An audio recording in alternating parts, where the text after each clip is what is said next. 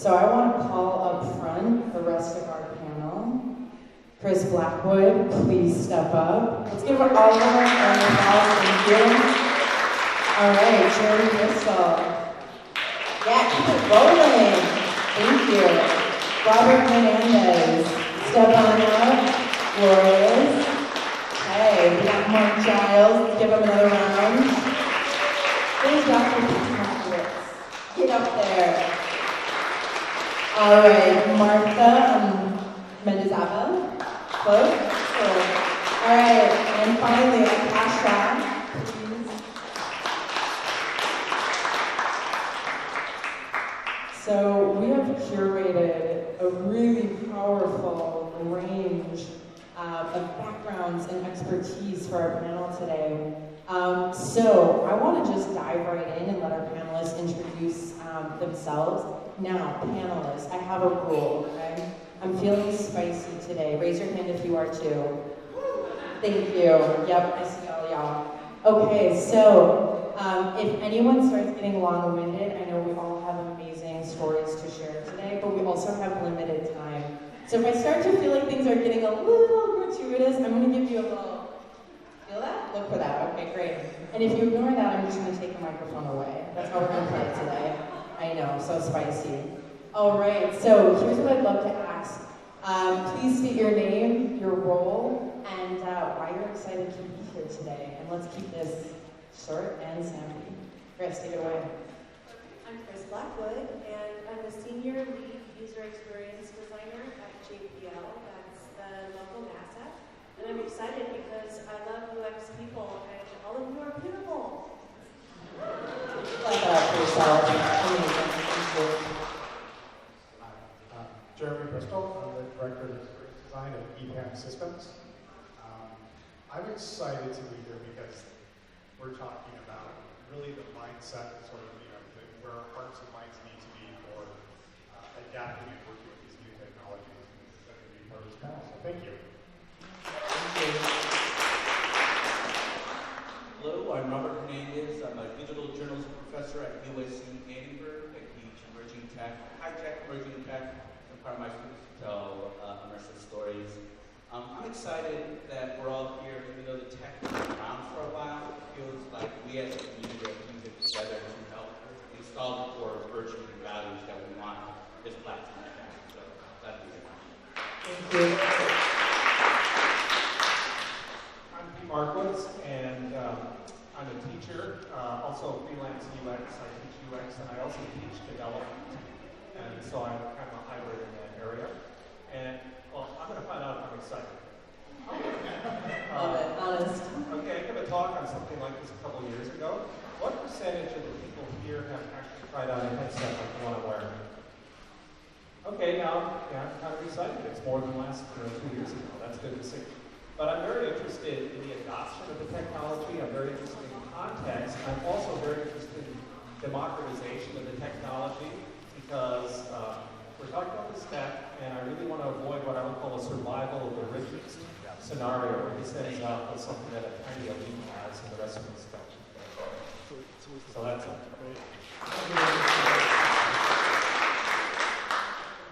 Hi, my name is Martha, and I'm the co-founder of Techno Hacknet. We are a social enterprise addressing the democratization of emerging technology. Our organization is an intersection of arts, technical arts, hardware, and social justice. Our students are empowered to learn how to do the coding, the techie aspects of virtual reality through the arts.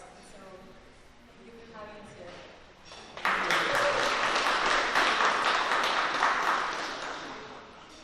Hi, I'm Asha. I'm the University Technology expert at Datacom. We do architecture, engineering, construction, everything in between. I'm excited just to explore the possibilities of all these emerging technologies. Really beginning to come online in this generation. Thank you. All right, so quick reminder to the panelists, don't be afraid to kiss the mic. Like, get it right up in there. Yeah. Okay, so everyone from here. Awesome. So we have a really cool topic today, which is the idea of emergent Now, some of you might be asking, what does that look like? Well, we're about to find out. So each one of our panelists has created an AR experience. Raise your hand if you got to play around with that today. Nice, okay. So if you didn't get a chance to play around with it, don't worry, I'm gonna ask every one of our panelists to give us a little insight into why they designed this quality, this way of being, this mindset, okay? Because without the mindset, and I would like to think the consciousness of the designer, the technology is nothing. The intention is everything. So with that in mind, and I want to invite you all too, if we don't need to always just go down the line, so let's be a symbiotic being today. And I'd love for you to share why you chose the particular quality that you did. So let's make sure to name it for everyone out there. And why you designed the experience you did. How does that connect to the user experience? Does anyone feel called to share right away? So, one of the things that came up was, for me at least, was the idea of humility. And there's such a level of complexity that we need to work with. There's so many new skills that are going to be needed as we move into more fully immersive technology. We begin to think about how do we, who's really the best person to design for sound? Who's really the best person to design architectural environments? Who's the best person to design for kinesthetics and haptics? The level of complexity that we're going to need, the desire to learn, and the desire to say, hey, maybe I'm not the best at this. Maybe I do need to learn something. Or maybe I do need to work with other people and collaborate. For me, that's one of the biggest skill sets I think people need. I think that's a challenge nowadays, and that's something that we talked about as far as with millennials nowadays. There's a push to be the author of everything, the self-celebrity, and probably push yourself really far. And to be successful with these new technologies, there's a level of humility. So real quick, can you give us an idea of why you designed the AR experience you did to... So the tortoise and the hare. So I mean, it's just the metaphor of be a little bit more methodical. Sometimes that slow design process is what's going to be necessary. We can't always be, racing agile forward. Absolutely. So on the call, when we talked about all these different ideas, they're all essential skills that I think we need in future creators. I submitted ethics. As we're going into an era of the overused term of fake news, but deep fakes, the technology allowing us to fabricate experiences or spread misinformation. I'm hoping the creators in this space have a core ethics, values of ethics that aim for the truth and to do no harm. And so I asked my students to produce the model that was submitted, and inspired by, how the hell do you visualize ethics? Was a challenge, so I went to Google Image, and for journalism, the printing press blocks were the form of inspiration for it to spell out the word ethics. The students that created it are new to journalism. They come from the USC Cinema School. They're doing game design, and they use the wooden blocks painted to look like the old school printing blocks stacking up to form the word ethics. So ethics, I think, is essential. Be truthful to yourself, do no harm, don't be a jerk. Those combinations.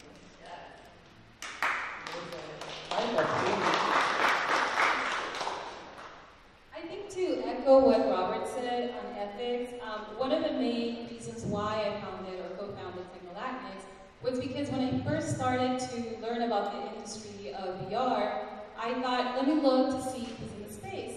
And so I Googled VR Latina.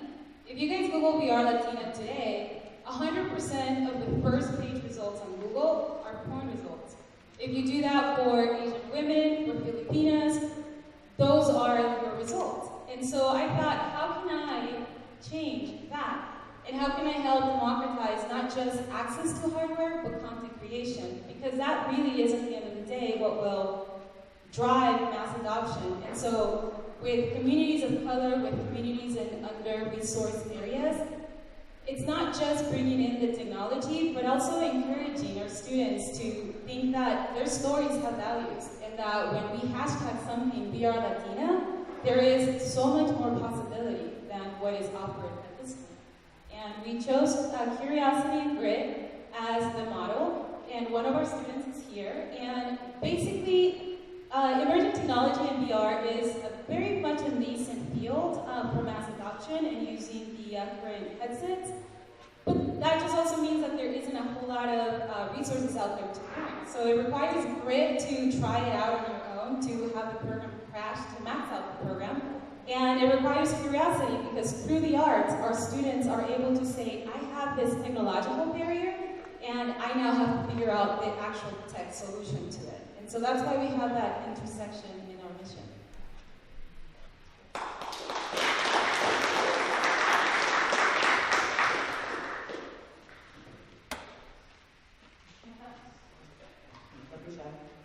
So the quality I chose was emergence and collaboration.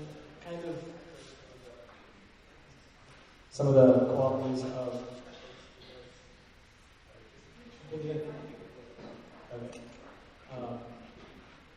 emergence is something that is like a fabric of reality, and something that is an important aspect of every platform that we see. Two prominent major platforms that emergence has kind of used as a fundamental principle. First one being the internet, digitized all our information, made it subject to algorithmic control. And the second being social media, digitizing our social lives and subjecting those to algorithms and experiences. So the third platform that is going to be based on the property of emergence that is kind of emerging now is AR and VR, as it forms these essentially mirror worlds and these qualities that kind of perpetuate throughout everything. Every aspect of our spatial lives are going to be interconnected and subject to computation and algorithm control. I think it's just something that we always keep in mind, that sometimes the ripple effect of what we do isn't readily perceivable until we actually see the outcomes. And so it's just a personal fascination in that, which is why I chose it. So the model that I developed for the AR experience was kind of like a literal representation of emergence, and it shows essentially a molecule of water, H2O, and underneath that it shows an astronaut representing that chemical rendezvous with water, people are made of molecules, atoms, and then underneath that is a model of the Earth, representing that things stack up, things add up, and things are made of smaller things. And so it's just representing the scales of life.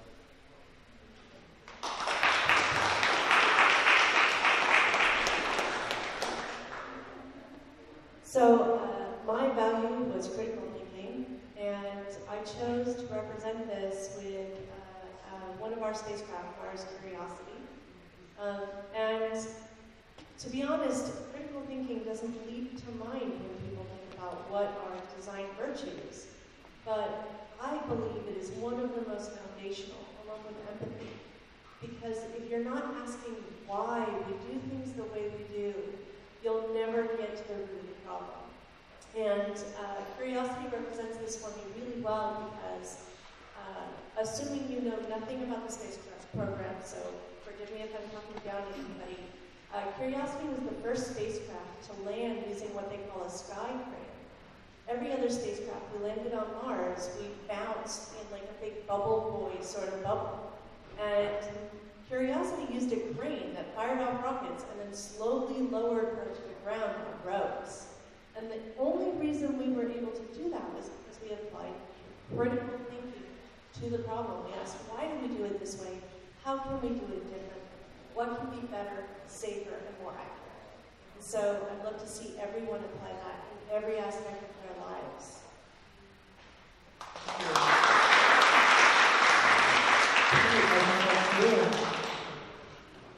Okay, the property or quality that I picked was probably the most blatant and obvious. I picked empathy and accessibility.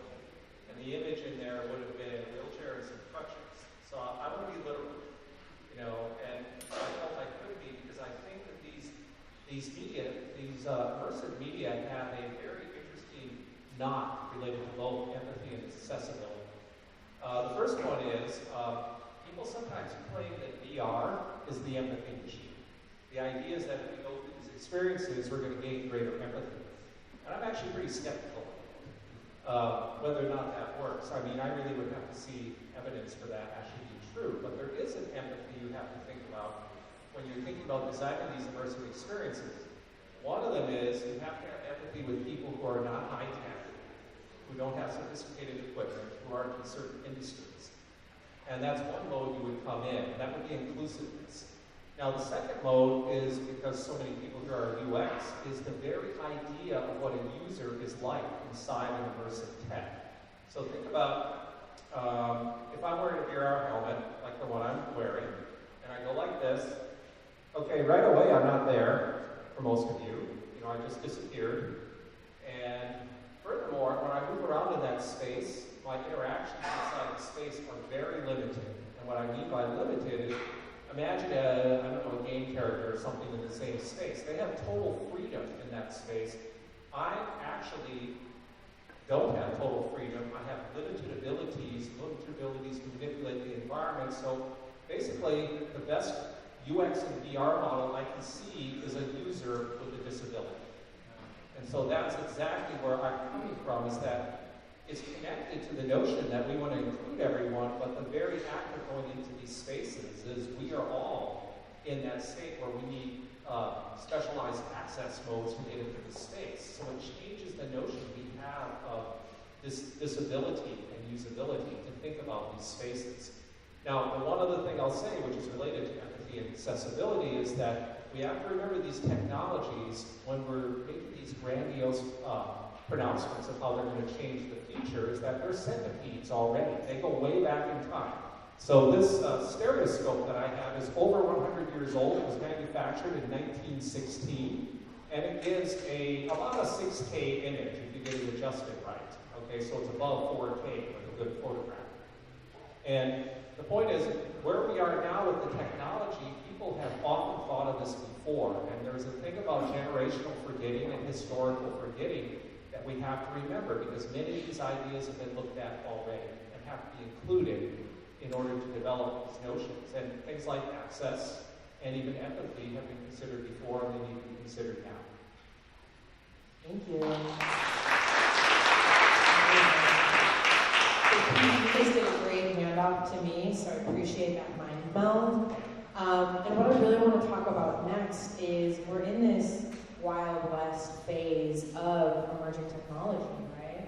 I think we're all starting to encounter that, whether that's in hearing, AI taking over our jobs, or what does empathy actually look like in application. There's a lot of concerns out there, and rightly so.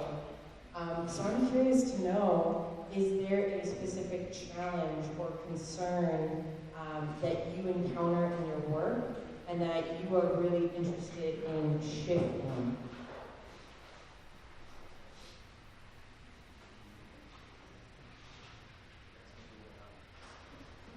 I think for us at Techno Latinx, one of the biggest challenges has been from the different communities we work with. In the tech sector, a lot of times we're looking at developers that have been in the field for a really long time, and so I'm having conversations with them, and I have to remind them that emerging technology includes VR. And so from the perspective of understanding how to connect the tech companies to a nonprofit organization like mine, we have to overcome this idea that to be able to create in VR, you have to have a super technical background, and that's no longer the case. From the nonprofit perspective, we have to understand that our users, we have users that are 15 years old, and they never used the internet until they were in middle school. And we're talking about 2013 is when they first used the internet.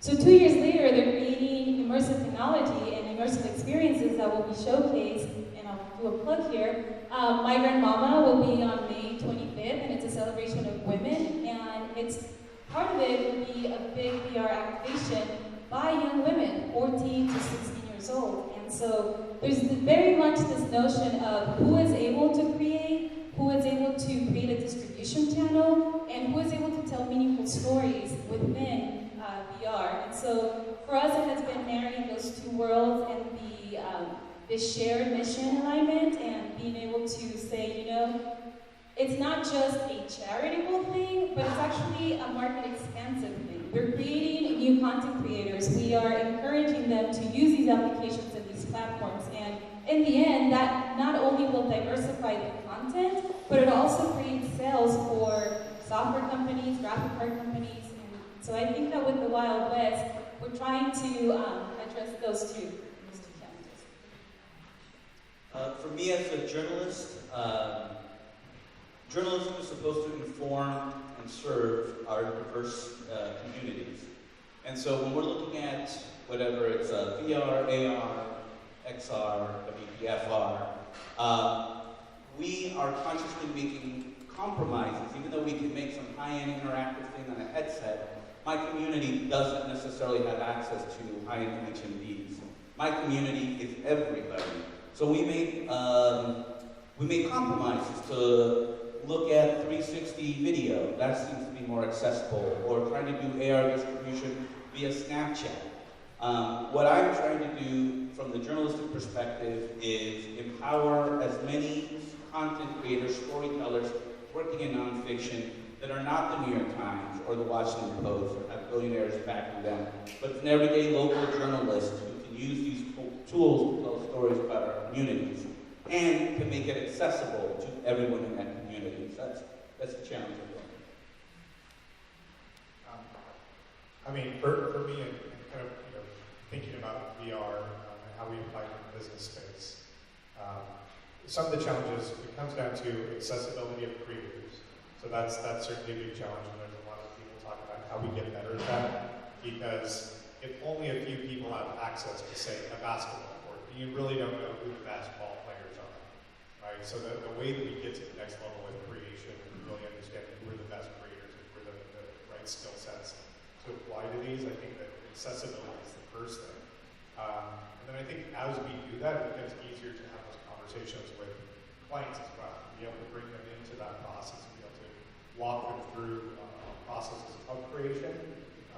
But right now, just in the way that business wants to operate in this very agile world, they expect everything to be very fast. They expect it to be done. They want to do what's been done in the past. So the desire to kind of be creative and to take a step back and spend time with things, we don't see a lot of that. It's usually hey, these guys did something before, let's just repeat that again. So I think that there's a lot that needs to be opened up. For me, I kind of feel like with VR, with AR, we're somewhere like where we were in '96 with the internet, right? Where it's, we're still starting to get going. It hasn't opened up just yet. But I think that accessibility is a big thing that's going to help it open up. Yeah, sure. One of the core tenets that we believe in is the demonetization of everything.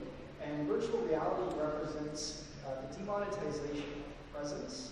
So right now it's extremely expensive if you need to fly to another country to have a meeting. But if instead you can telecommute and actually have presence with the person you communicate with, you've just demonetized that entire experience. So virtual reality allows us to drive demonetization. And I've heard Peter Diamandis mention that a couple of times today, so I'm going to go for a hat trick. He's really big on this notion of how we demonetize everything. And I believe as we demonetize more things in our world, we free up ourselves to monetize attention in better ways. And if you monetize attention correctly, you can organize humanity to a human-centric design to actually improve itself and incentivize very positive behavior interactions instead of a lot of negative behavior interactions we see on social media. So that's kind of the core tenet of what we're doing. We're applying technology that can run on almost all your smartphones, as you saw today. It can run on most laptop computers. It can run on headsets like Google's there, the Daydream, or the Oculus Go, or even full-blown Rift 5. So it's very much about the demonetization of all of this because the pipes are collapsing. The infrastructure is demonetized now. The most expensive part of starting Facebook was building a server. That was the hardest part. US would give you one for free for a gift today. So demonetization of everything across the board, all the banks collapse, and it becomes really easy for users to create content and consume content and monetize that attention asset that future cryptocurrencies. So back in the 1800s, when newspapers were becoming a big thing, the critics of newspapers complained that they caused people to isolate themselves from others. And I have the same concern about emerging technologies today. They're a double-edged coin. We can either use them to bring people together, or we can use them to isolate people. And there are studies out there, feel free to Google them. The American Psychological Association has published studies that say people who are on Facebook a lot are actually more lonely than people who are not. And so I think as designers, it's so important for us to ensure that every time we approach an emerging technology and bring it into the experiences that we're creating, we need to make sure it's connecting people and helping them feel more one with the other people in the world with them, rather than driving them apart.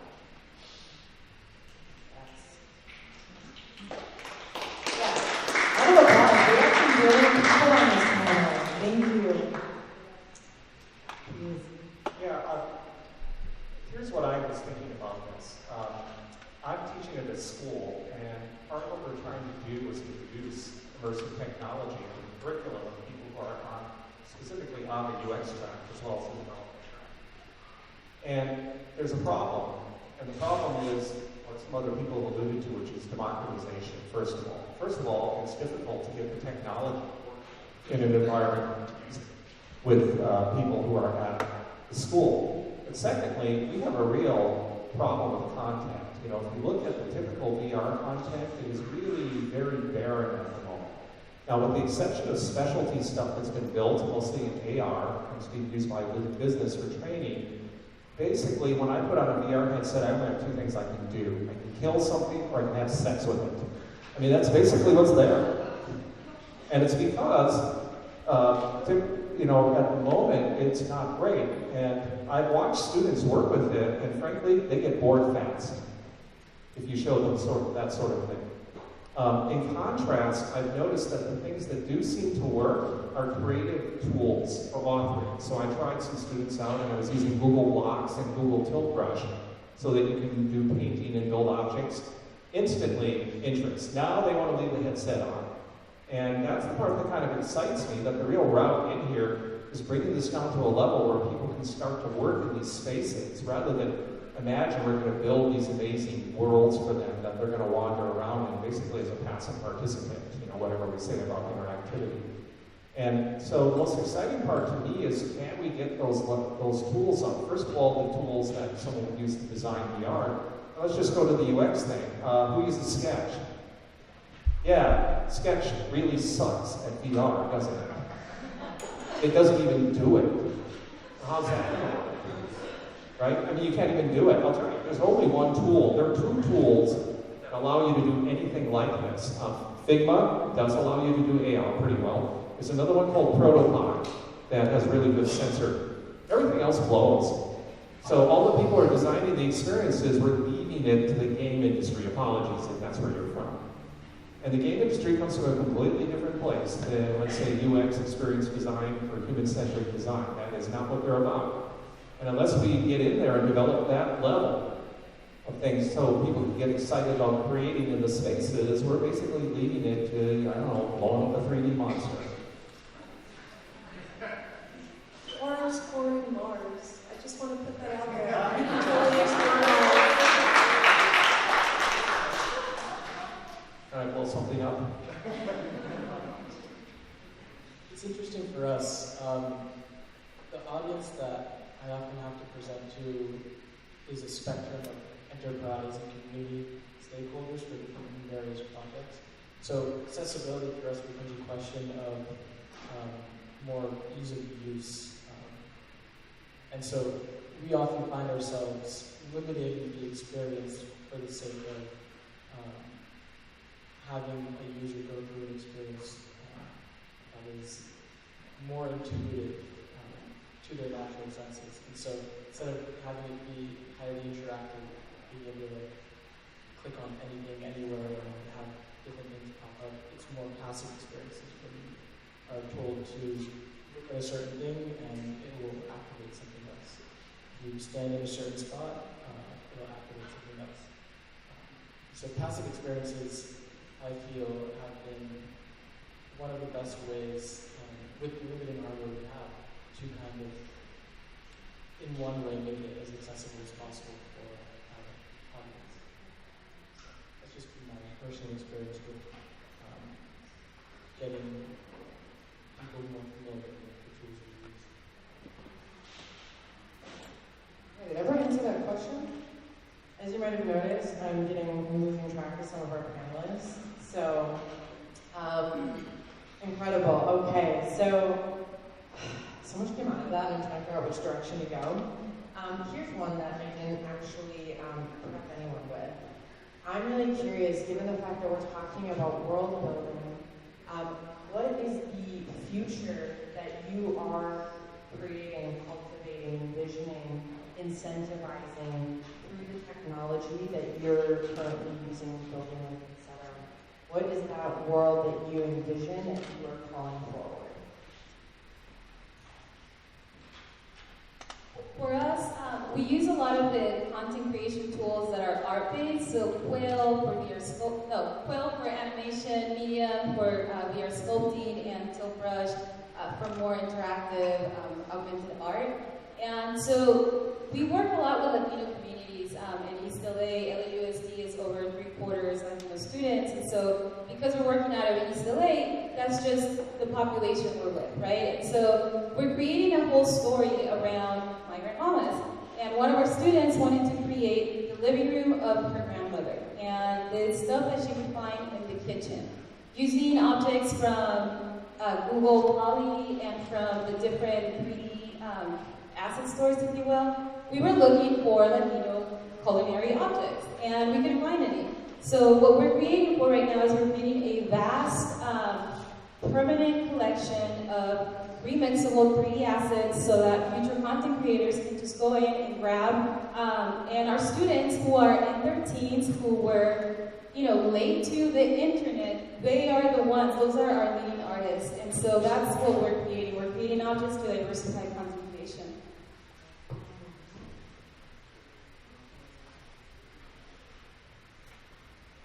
A few of us have talked about democratizing the access to it. My class, it's a hackathon-style class where I'm fortunate to bring students from all across campus to treat each other as equals. And one of the things that is a bonus is it's very reflective of where we are, of California, of LA. I do want to give props to the diversity of this panel as well. Of course, there's always more that we can do, but I am a product of mentorship, and in particular in VR, through women who've taught me how to do some of these things. But I was hoping you would say, when you said Google VR Latina, it would have been Nani de la Peña. I was hoping, but then we live in this world that crushes that soul. I think that's really important to make sure it's inclusive and that we have a world that very much reflects that. To call that out when you see a VR panel and it being all white men. To be able to make sure we include every diverse perspective, because if we're creating these worlds, it needs to reflect the reality of this world and not be Google searches and not be just one point of view.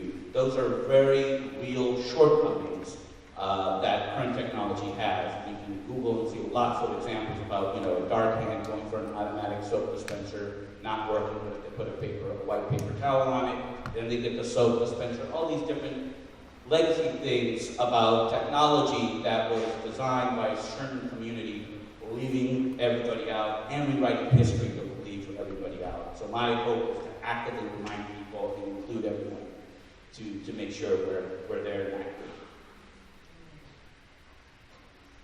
So I see us transitioning from the age of a mostly free internet to the age of an internet that is monetizable for your attention. So what that means is instead of just joining up free services that are harvesting your data, you're going to own your data.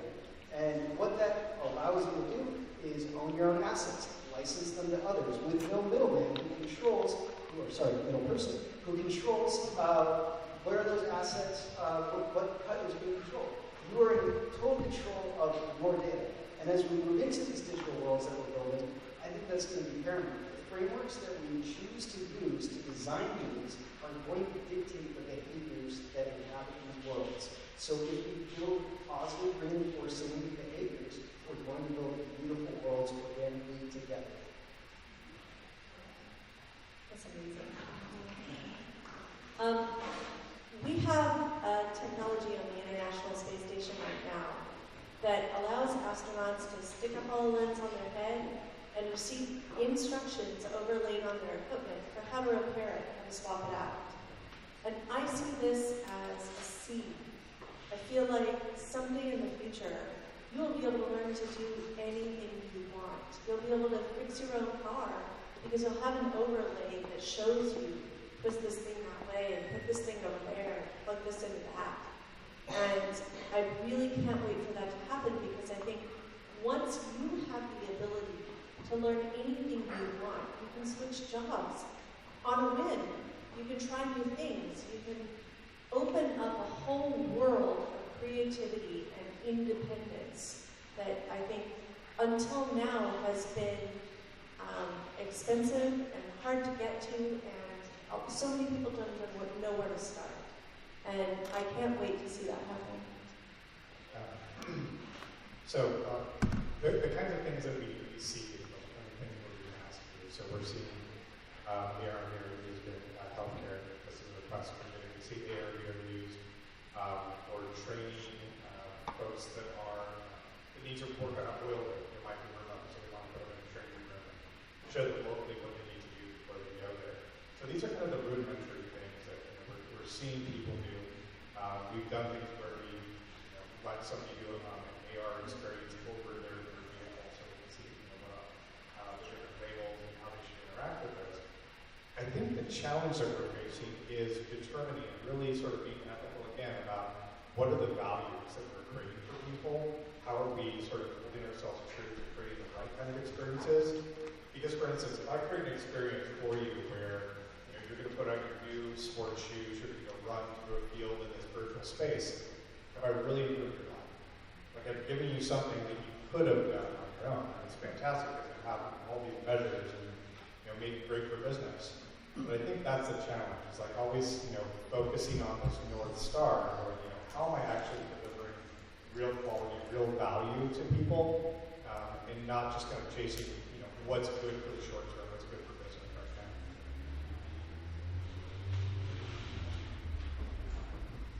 Thanks. I had a question actually for you, based on the producing art. Does Sketchfab or anything like that really match what DeviantArt do? I mean, is it because DeviantArt really allows gigantic numbers of young people from almost anywhere to put up their stuff? I mean, is that what Sketchfab is, or is it something else?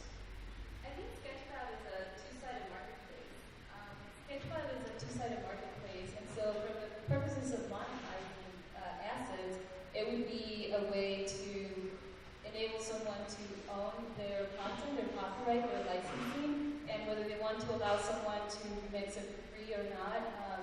I think that DeviantArt allows some function of that, but when we're talking about emerging technology and content creation, the diversity of voices in Sketchfab isn't really there yet. So I would say, outside of being a two-sided marketplace, it just deals with different subject matter.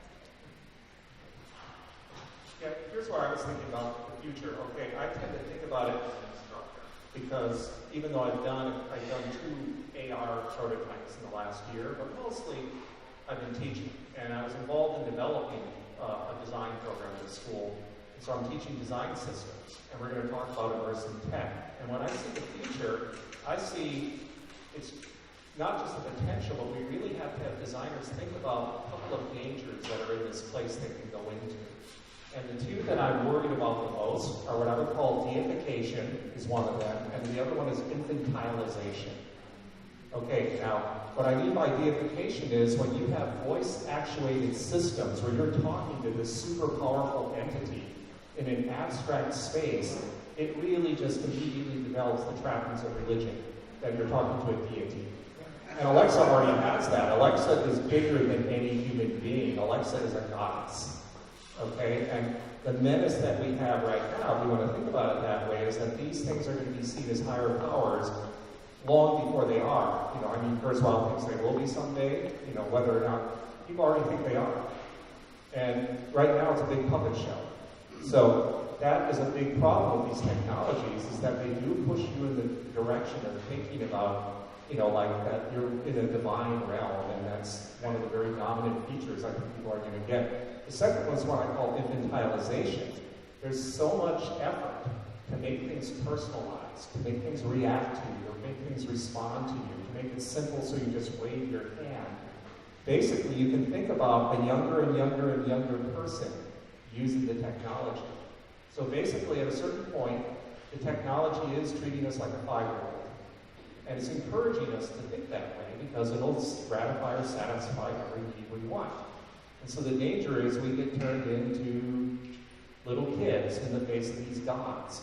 And so that is where I see the danger in this type of design. I mean, what I really hope for is that we can steer clear of that so that the design is clearly seen as something being designed, which is why earlier I emphasized the notion of creativity in the space as being dominant, because that's how you understand that this is a medium and it's not an entity. Personally, I'm extremely fascinated with content creation platforms in AR and VR. I think the platforms that exist right now, like Quill, Touch Designer, Media, Gravity Sketch, they all allow for a deeper level of expression than what we could achieve through one 2D screen-based program for content creation. But when I think about content creation, I also think about some of the types of content that haven't been explored in terms of creating on VR. What does it mean to produce music in VR? What does it mean to code in VR? I think that is something I really want to see more down the line in the future as these new platforms emerge. How do we begin to express more, not just artistically? That makes sense. Okay, so we only have a few more minutes, and I want to leave time to let the audience ask questions. Y'all touched upon a lot of things very close to my heart, and I want to kind of bring forward a few of those. The idea of knowing where to start, especially when we're existing in this space that's rapidly evolving, with the old systems, and I'm thinking in particular of careers, right? My parents, my mom's worked for the same company for like 50 years. And that just is not in existence today. And as an educator, I know that I encounter a lot of people who are like, how did you do it? Right? What is the map? And I love this idea of the map because it's a false idea, right? Burn your map. So, in a world where maps don't exist, I'm really curious to know, how do you navigate forward? What strategies have served your growth? And what are you excited to learn next? How do you stay sharp out there?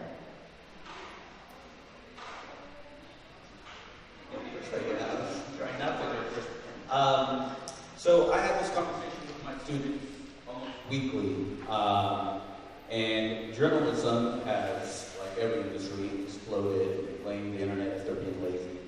And there is no 20-year at a company kind of thing that's false, and the company's not going to take care of it. They're just an employee to them. When we talk about what their future will be and what they want, it's typically, you know, you're in college, the older person in the room is going to ask you, what's your major? What do you want to do when you're done? And my questions in terms are, what have you learned that you like and love, and what do you hate? Knowing what you hate is equally as important as what you love. And let's put, there's no wrong answer, prioritize what your values are. Do you want to raise a family? Do you want to own a home? Do you want to live in a kick-ass expensive city? Do you want to be able to own a home in that city or not? Right? Do you like to travel? Whatever your priorities are, put them on a list and then figure out how can we make that happen. You know, I want to stay in LA.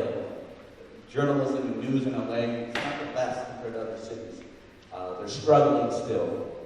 But do you want to go to a smaller community? Just putting it on those, having a true life values of what I genuinely love and what I want to avoid is the start of the conversation, and then there is no map whatsoever.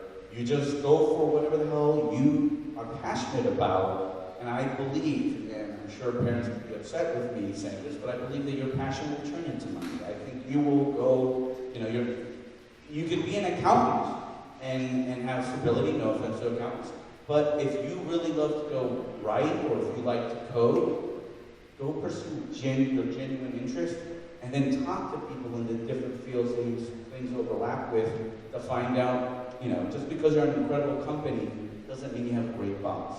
Just because you're in a bad company, you have a great boss, you might have an incredible experience. It's just going to be something that you're going to meander and explore, and if your North Star is your true passion and true self, you'll be okay.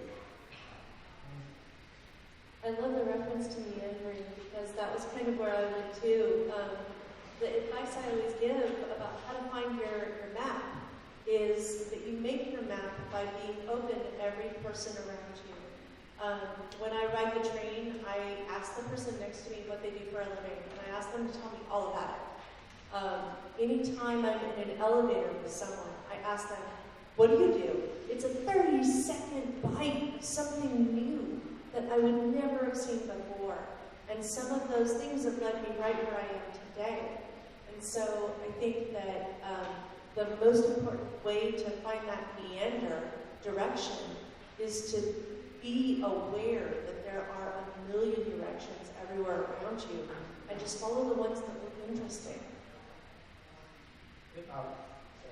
Kind of going off that a bit, it takes a certain level of grit and tenacity to really put yourself out there and to really explore what you want to explore. We are all the captains of our own souls. The only person that's going to be able to tell you what to do is yourself. So having that grit to really look into yourself and explore what you like, what makes you tick, is something that is a highly introspective process that I feel is something that, for the lucky of us, we do early on.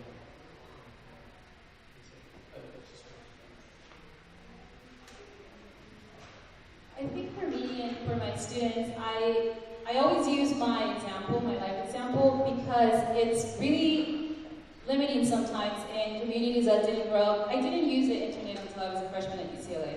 And so for me to think about becoming a computer science major, there was just no context. I didn't understand what that meant. And so now to be able to bring hardware to the communities that I work with allows at least this familiarity. And so if I'm interested as an artist to pursue this, it's an option, right? And so I went from, my first job was selling sodas on a corner to make some money, right? Like lemonade stand type thing.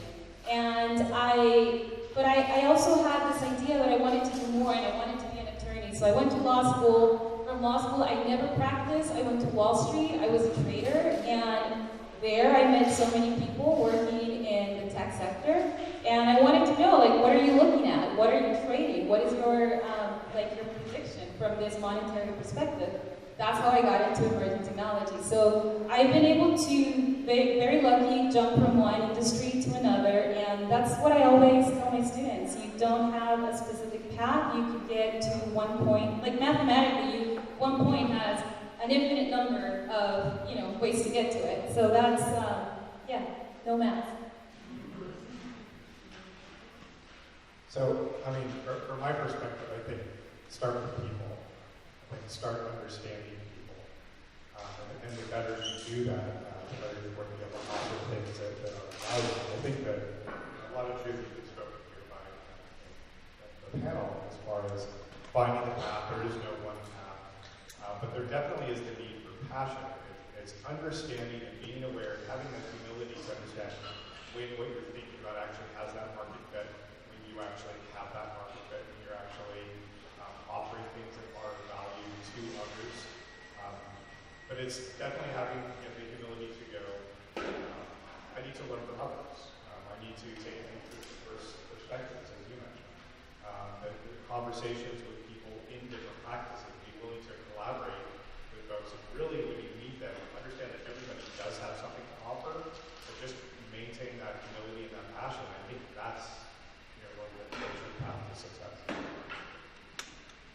I would say love and incentivization. When you think about going on a journey from point to point on a map, you have an incentive to do so. You're visiting someone, there's a reason you're traveling, even if it's just to enjoy the journey. You are incentivized to do it based on what you want. And I fully agree that you should love yourself and only do the things that you love at the risk of sounding selfish. But that's how you should probably live it out. Don't let me tell you, but that's how I feel. And so when I think about what your map looks like, I really think about art science and following it. Tune your frequency to love and follow your passion and really go for it. And you're going to build communities along the way that are going to support you and prop you up. And our job is to design frameworks and experiences that elevate and help and kind of nurture that experience. Yes, hard science. Hard science. Yeah. Okay, let's see. In terms of this, I should probably say my background. Initially, I came out of science. I was actually at UCLA for many years as a research scientist on South Campus. And I did all that work in molecular biology, genetic engineering, all that stuff. I got interested in the internet just because I got intrigued by the idea that the internet was code and a network. And the things I was studying were actually genomic networks in high temperature bacteria at the time. So, I mean, that's where it came. So that certainly tells you come from an unusual background. Now then I think about this technology today and how would you explore this space without trying to build a map? And I can only think of what I would tell students again. The first thing I would say is you really got to watch the actual technology because VR and AR were wildly overhyped a few years ago, and there was a huge crash in that industry. Just to give perspective, this was a mass market device. They sold hundreds of millions of these between the late 1850s and the 1940s. Probably a lot of people have great-grandparents who would have these devices. The thing on my head is not a mass market device. So the idea that you're building for the mass market can't be correct. At the same time, there are a lot of markets that people are building for, which are more specialized and they really work, and this is where a lot of these ideas have to be explored. So I think the best way that you get into it is you find a place where there's a relevance that you can see from your context, and then you find a tool you can use. I mean, right now, if most of the people here in UX, the big problem we have is that, the UX tools basically blow in this area. I mean, they really do. They're great for smartphones, right? But there are some things out there you can use. The one I really recommend as a low end is there's something called A-Frame. And A-Frame is HTML-like markup so you can build 3D spaces. For the older people out there, this is Thermal Reborn.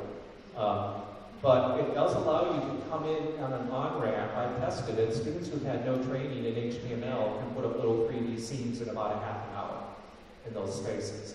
Furthermore, you can script behaviors and everything else. And I would say WebVR, which is low end compared to a lot of these texts, is the place to go. You go look up aframe.io, you go look at the basics of WebVR, and just start exploring in there, and then start to look for a place where this is going to actually work. Because right now, the hype engines are still around.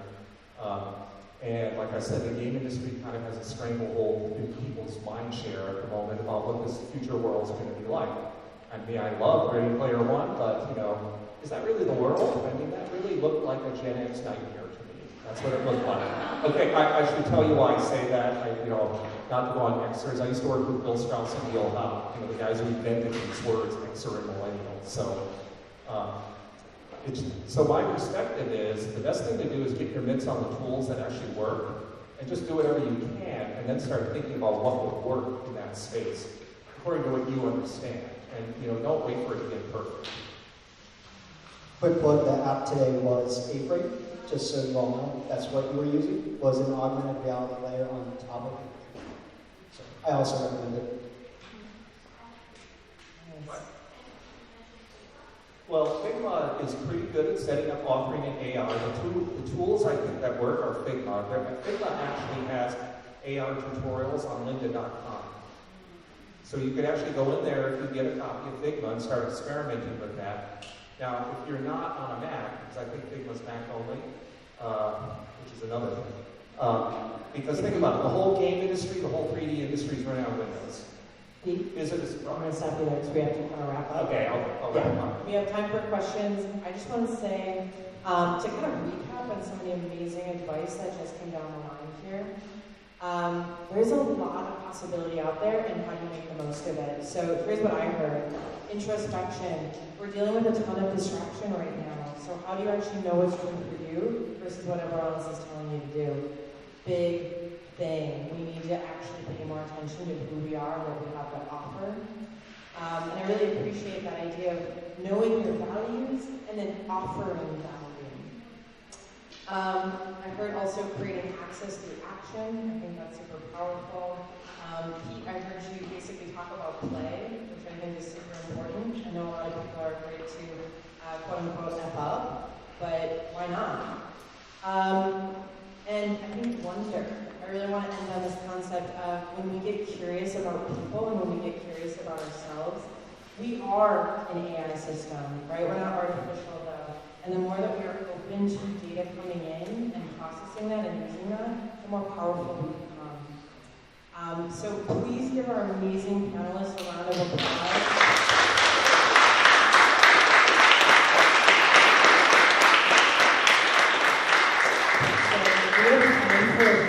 Questions? Oh, we have 20 minutes? Great. Okay. So, I know, where's Claire? Okay, gotcha. I can facilitate. No problem. No, that's fine. Okay, so if you have a question, please raise your hand. And if you have a question for all of the panelists or just one, please indicate that so we can make sure that we have our focus. So, any questions out there? Don't be shy.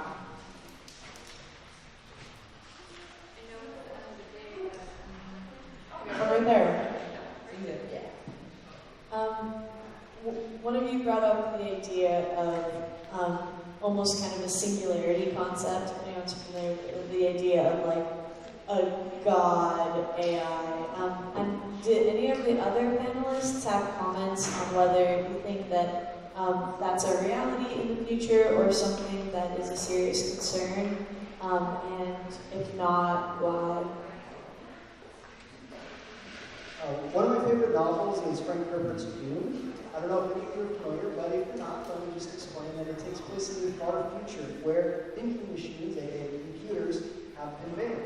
The reason why they're banned is not because the AI enslaved humanity. Rather, it's because humanity used the AI to enslave each other. So I think that's an important distinction. AI is only as powerful as we choose to make it.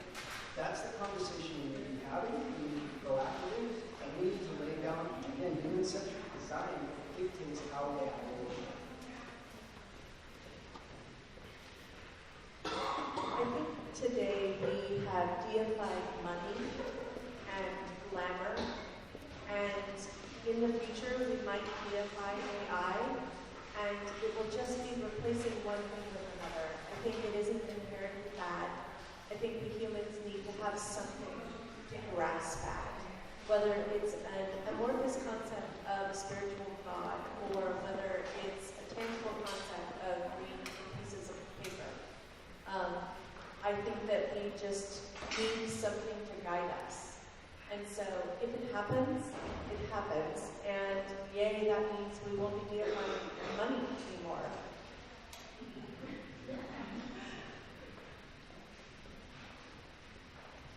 It's not my podcast, but it came from my stream. We were talking about it earlier. There's a podcast called The Pessimist's Archive. It's a 30-minute episode. I don't know if anyone's heard about it.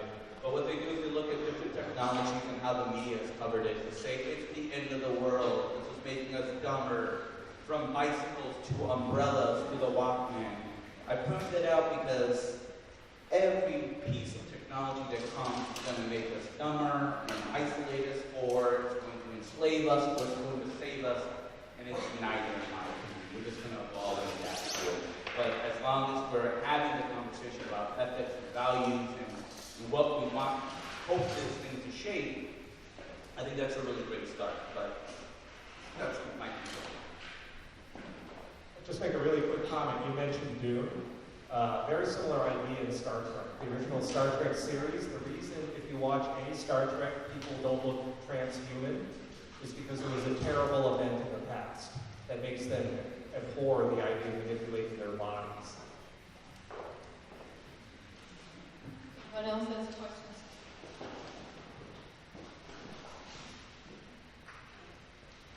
I'm wondering if each of you, in your own words, could give a definition for UX and then share something that's great about it and something that's problematic about it.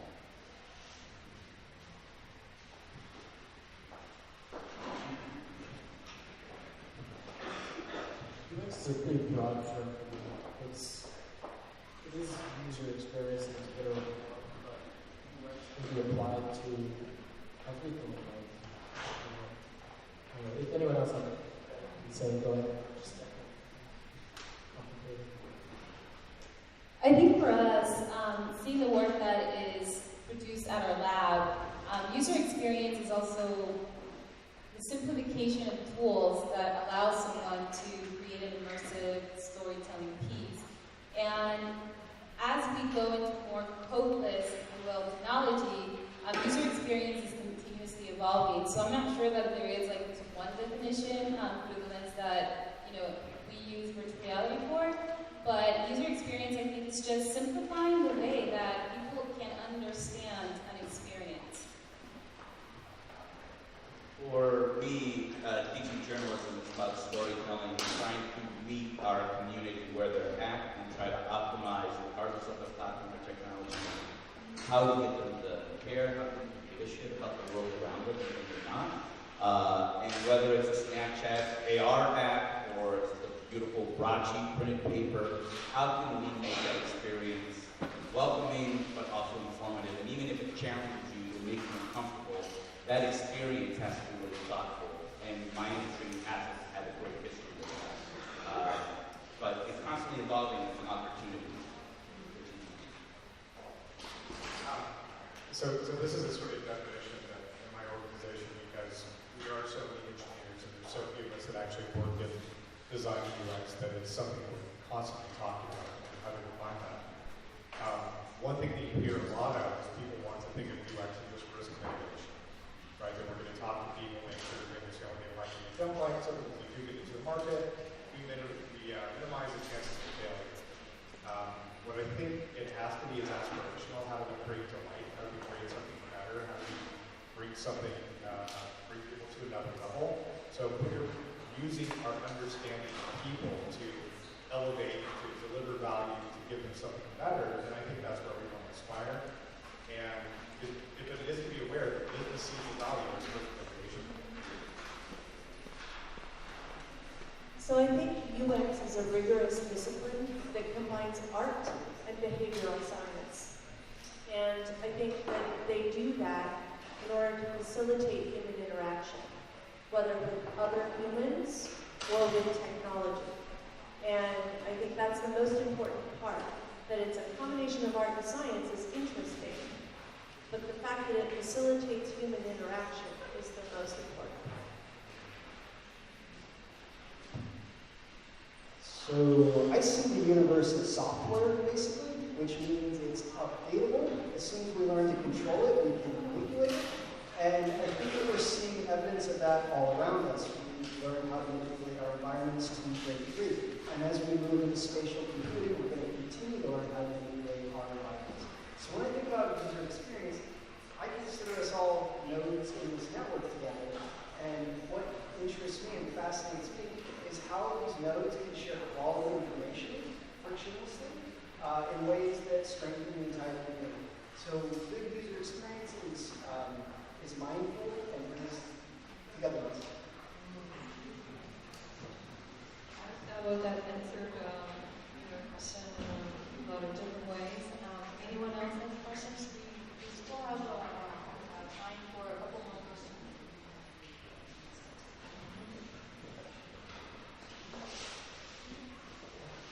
You want to answer? Okay, I'll just say UX, what I think UX is quickly. I read a book that really influenced me a long time ago. It was by Neil Gailer. It was called Life the Movie. And what he postulated was that media had made people believe that they were in a movie in their lives, and they were starting to live their lives sort of theatrically. So the way I tend to see UX is that we're basically writing a movie script and that we're placing our users into these scenes, and basically the products and services we're building are prompts. And so the danger is if we start too closely scripting our actors.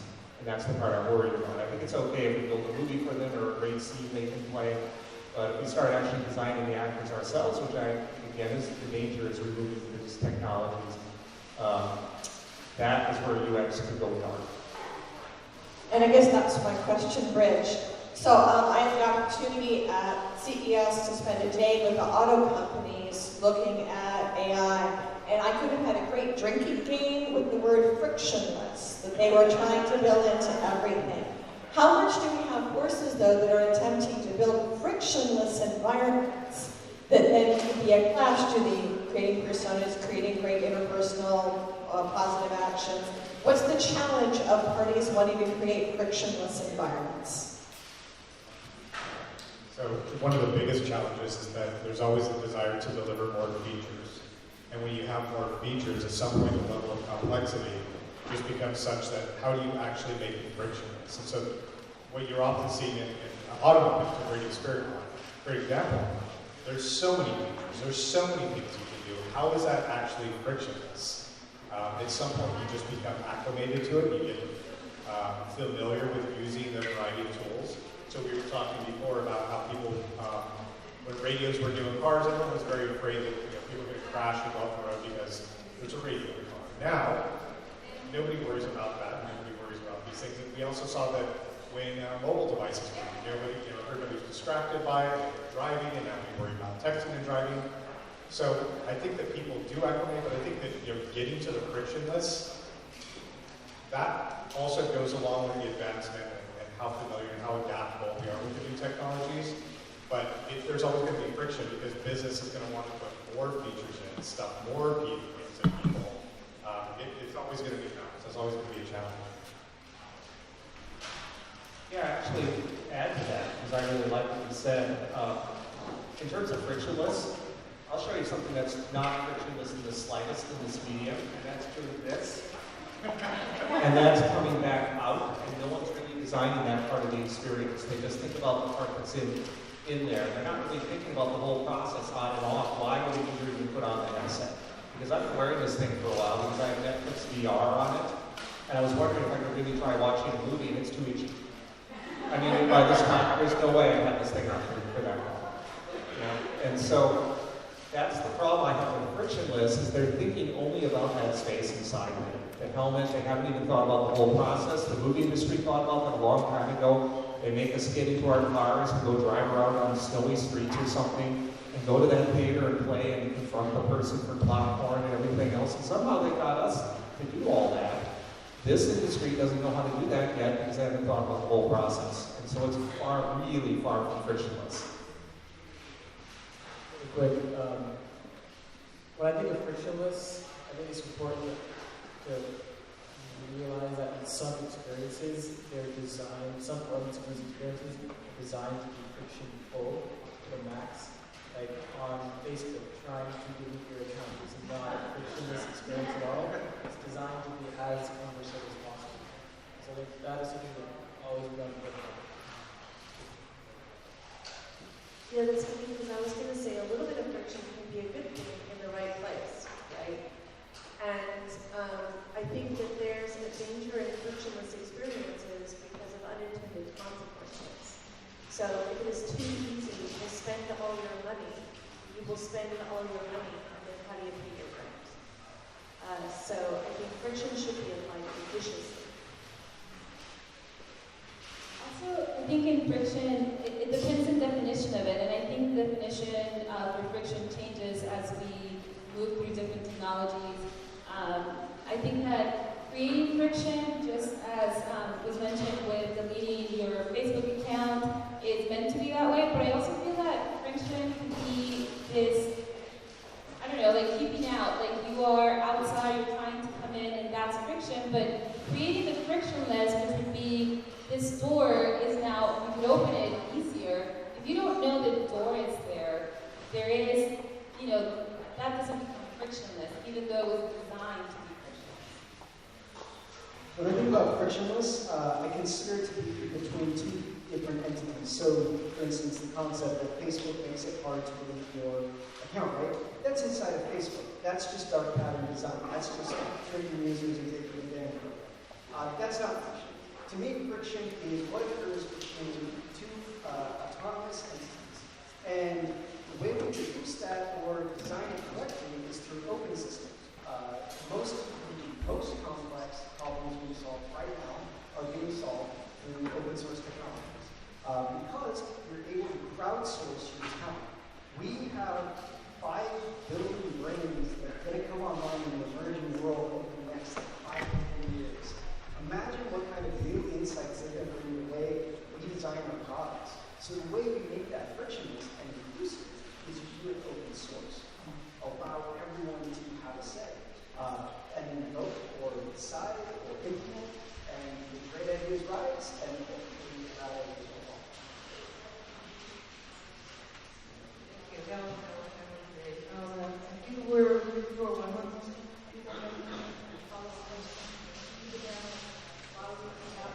I know there are some friction in the back, and you hear from doing this now. Okay, there's no more questions.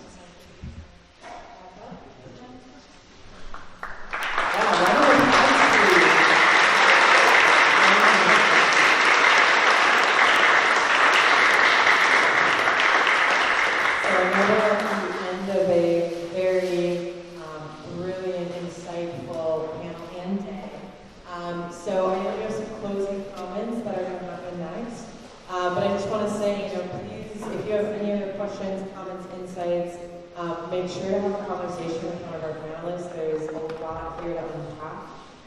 So thank you so much for being here.